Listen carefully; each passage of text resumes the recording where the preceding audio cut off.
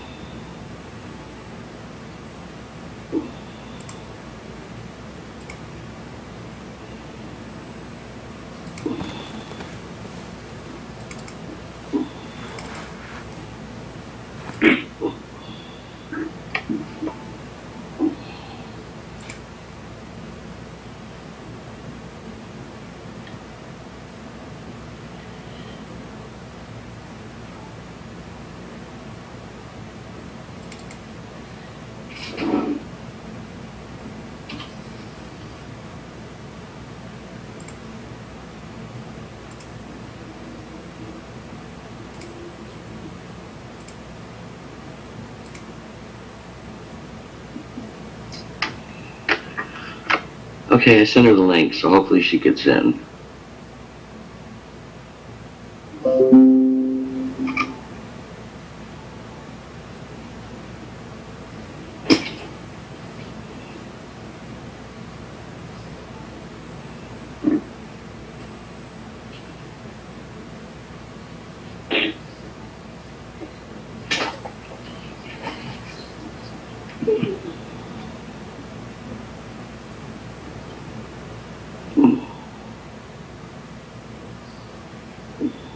I'm gonna switch rooms.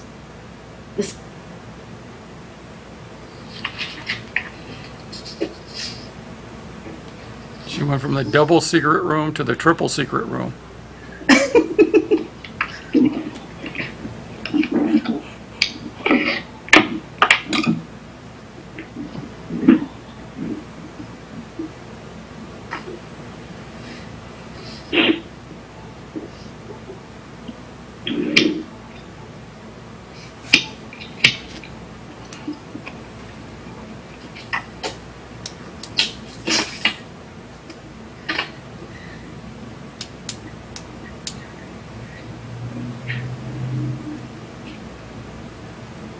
She must have changed her mind because she's going back down the stairs.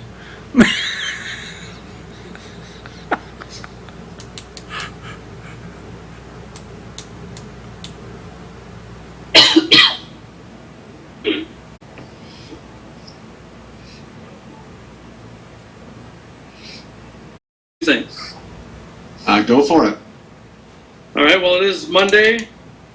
I have not heard from the mayor either, so we have a special meeting today, a public hearing, so I don't know, do we need roll call, Ms. Carey? We do. We need to say the Pledge of Allegiance first. All right, well, let's all stand for the All pledge right. of allegiance. I pledge allegiance to the flag United States of America, and to the republic for which stands one nation, under God, indivisible, with liberty, justice for all. Thank you. And just for the record, I did not run any red lights on my way here. I don't want to get no letters and emails. Okay. Councilpersons Dupre? Here. Higgins? Here. Kelsey? Here? Ross? Here. Salcido? Here. Tobin? Here. And Mayor Carnes. Okay. All right, for the purpose of this meeting, James, is someone from the DPS going to lead us, or did you want to start it off? I see John Kazoo on the call. We also have Tiffany with Hennessy, who I believe can lead us through. Yes, sir. Can you enable to share my screen so I can do the presentation? Yeah, Please? just give me a second here. All right, thank you.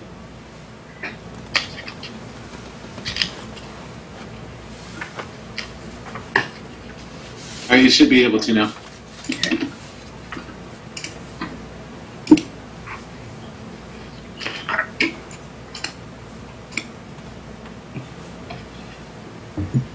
right, everyone can see the screen? Looks good. Yes. Good evening. All right. Good evening, City Council, residents of Lincoln Park. I'm Tiffany Newbig with Hennessy Engineers, and we will be covering the Drinking Water Revolving Fund project plan as part of the project plan requirement this evening. So we will go over the DWRF program to include the lead and copper rules, water service lead replacement requirements, water service replacement projects, as well as the social and environmental impacts. The lead and copper rules were amended and adopted in 2018 by EGLE. All lead and galvanized service leads must be replaced from the main to the meter or 18 inches inside the home or building. So EGLE currently requires that each community must replace 5% of the lead and galvanized service leads each year by 2041. Additional water sampling is required, 30 lead sites per year each July. To give some insight on the financial impact of this replacement, across the state, this equates to roughly $2.5 billion. For the city of Detroit, roughly $500 million, and for the city of Lincoln Park, it comes out to be approximately $20 million. We're currently looking at approximately just over 4,000 service leads that need to be replaced, averaging at a cost of $5,000 to $6,000 per lead. The DWRF loan program is a low-interest loan through EGLE, typically 20 years at a 2% interest. Last year, it was down to 1.875%. The DWRF project plan must be submitted by July 1st, 2021 to be considered for the 2022 fiscal year funding. In October of 2020, EGLE announced grants for communities to apply for. In order to be eligible for the following grant, the City of Lincoln Park has to apply and go through the DWRF loan process. The grant applied for is the Drinking Water Infrastructure Grant. That is for 30% of the project cost up to $2 million. As you can see here, we are currently in the public hearing and resolution adoption point with the deadline to submit the final project plan on July 1, 2021. If the DWRF loan is approved, loan closing would take place on or around May of 2022. So why DWRF? With $250 million available for the DWRF loan, EGLE received 125 project plans. This is more than the money that is available. So with or without the DWRF or any other grants available, Lincoln Park must replace 5% of all lead service leads per year. That comes out to approximately 200 leads per year for the next 20 years, independent of receipt of any available grants. This equates to $1.1 million per year needed for these replacements.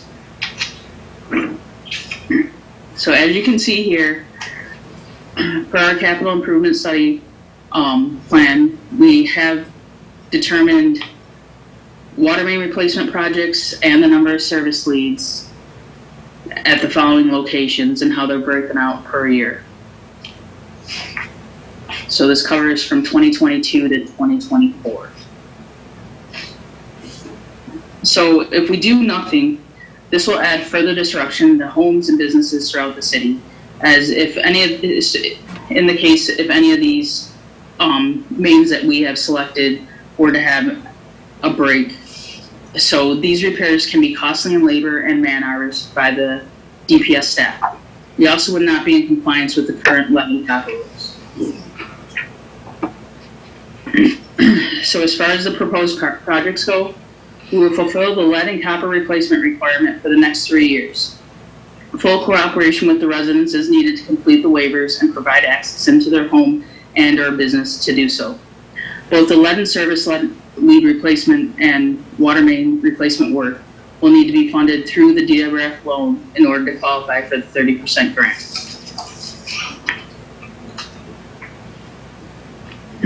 The total project, or the total cost of all projects is just under $8.5 million, of which 30% of the project cost is eligible for the DWI grant if we are selected. These total costs include engineering, construction inspection, as well as construction testing.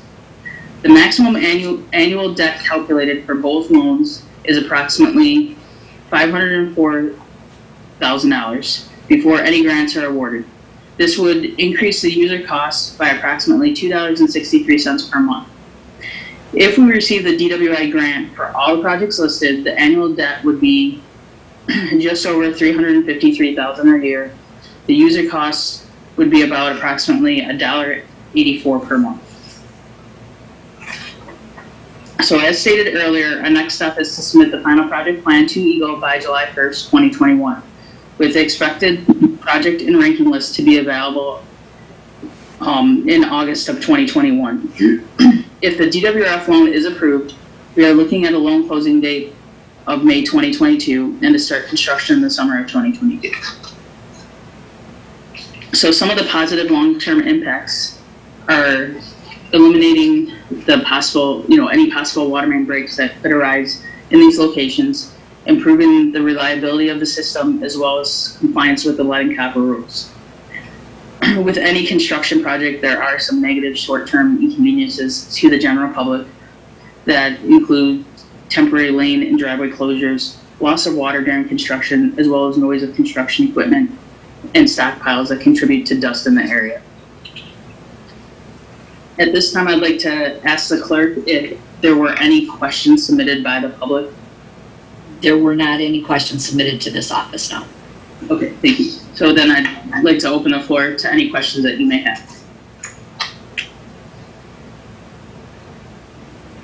To the chair. Yes, Lillian, go ahead. Thank you.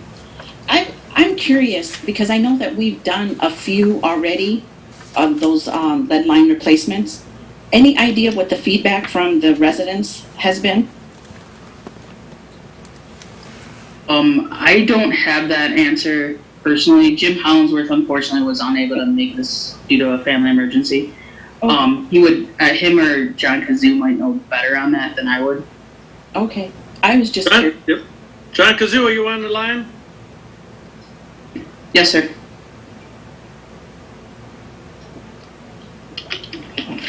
Through the chair, if I could, this is John Kazoo, DPS Director.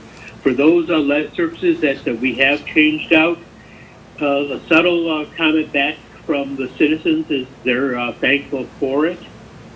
Absent those subtle comments back from them, that's really been about it.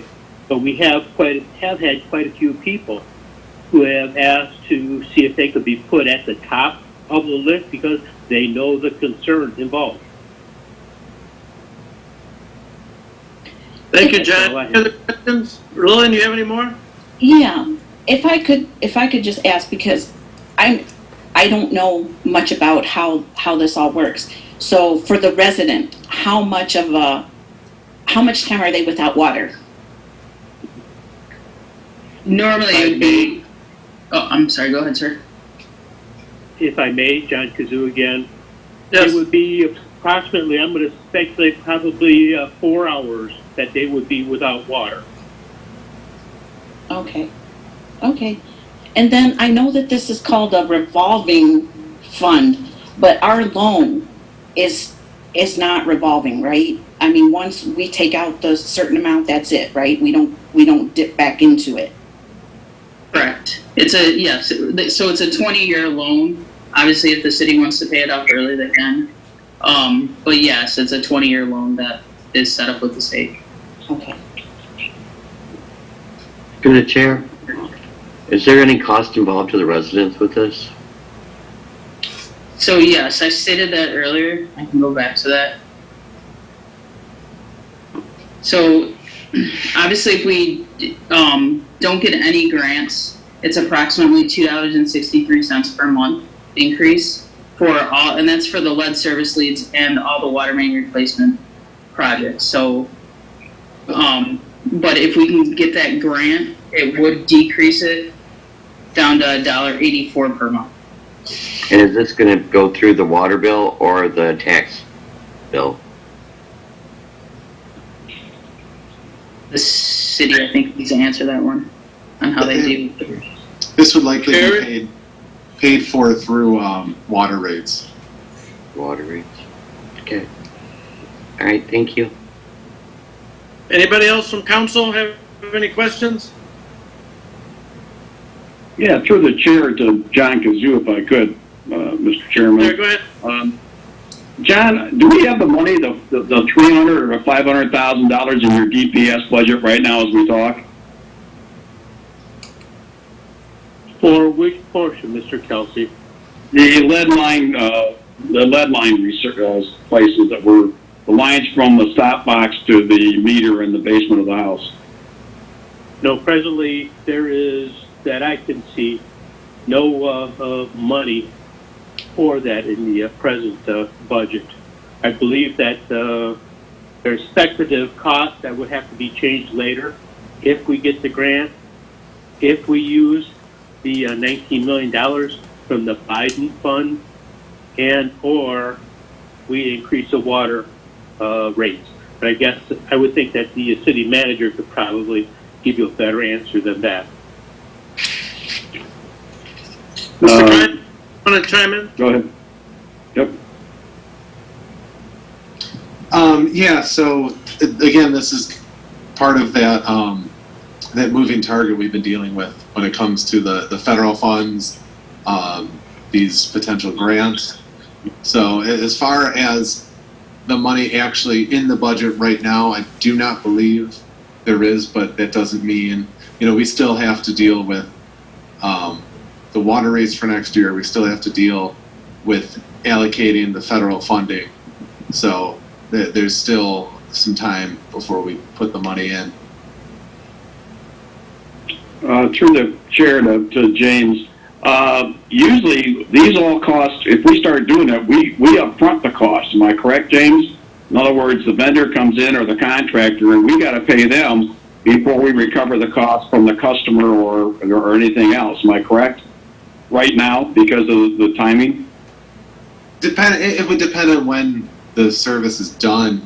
Okay. But part of the water rate study we did in the fall gave an idea of how we could get to a point where we could actually be putting money away and planning for larger scale capital improvements.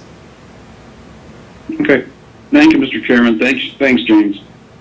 Through the chair. Anybody else? Any questions? Yes, please. So, Yes, Tracy. excuse me, I do believe we were talking about a raise in water rates prior to this. Is this a separate? Maybe I'm not thinking correctly, but I'm thinking that this would be a double hit. Yes? No? I would have to go back and look again, but we also now, with the federal funding that came out that wasn't part of our water rate study, we have to go back and take a look at everything. Okay. Put everything into the model that was provided to us by Plant Moran, Okay. so that we could come up with a comprehensive rate. Okay, thank you. Through the Anything else from council? Yeah, through the chair, if I could. Yes, Lillian.